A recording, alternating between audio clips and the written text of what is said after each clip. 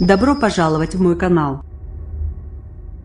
Les enquêteurs ont examiné le manège pour tenter de faire la lumière sur les circonstances du drame. Crédit AFP publié le 2/4/2018 à 1h38. La garde à vue de l'exploitant du manège accidenté samedi 31 mars près de Lyon a été prolongée dimanche dans la soirée.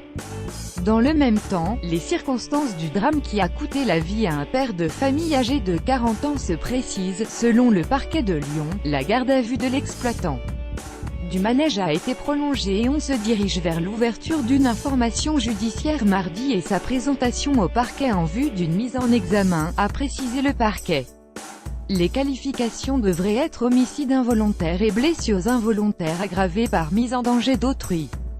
Un expert judiciaire a été commis dès samedi soir pour rechercher les causes du drame qui s'est produit samedi vers 16h30 dans une fête foraine à Neuville-sur-Saône, à une quinzaine de kilomètres au nord de Lyon, sur et aux abords d'un manège composé de 14 nacelles accrochées à une structure tournante, qui monte et descend. Le rapport de cet expert n'est pas attendu avant plusieurs jours. 2 ceintures pour 3 passagers. L'audition d'une dizaine de témoins qui se trouvaient au pied de l'attraction et sur le manège a permis ce dimanche soir de confirmer que la personne décédée, sa compagne et son fils, légèrement blessés, se trouvaient dans une nacelle au moment de l'accident, a ajouté le parquet. Par ailleurs, il n'est pas exclu que le père de famille décédé ait d'abord été blessé par une structure en fibre de verre, un papillon, qui s'est détaché au moment de l'accident. L'autopsie de la victime est prévue en début de semaine, a précisé le parquet. Selon une source proche de l'enquête, il y a eu manifestement des carences dans l'entretien du manège ainsi que des problèmes sur les fixations et une sécurité problématique. Il n'y aurait eu par exemple que 2 ceintures de sécurité dans la nacelle où se trouvaient les 3 personnes, dont la victime.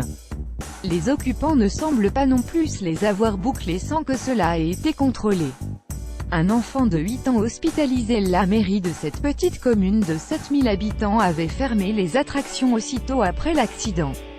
La fête de Neuville-sur-Saône était organisée chaque année au moment de Pâques, avec les mêmes forains, sans incident jusqu'ici, avait indiqué samedi à l'AFP l'adjoint au maire de la commune Laurent Buffard. Un enfant de 8 ans a par ailleurs été hospitalisé mais son pronostic vital n'est pas engagé. Une cellule médico-psychologique a été mise en place dès samedi et les personnes choquées rapidement prises en charge. Une loi adoptée en 2008 après un accident qui avait coûté la vie en 2007 à un père et son fils à la fête des Loges de Saint-Germain-en-Laye, près de Paris. Une loi a été adoptée en février 2008 pour renforcer la sécurité des manèges.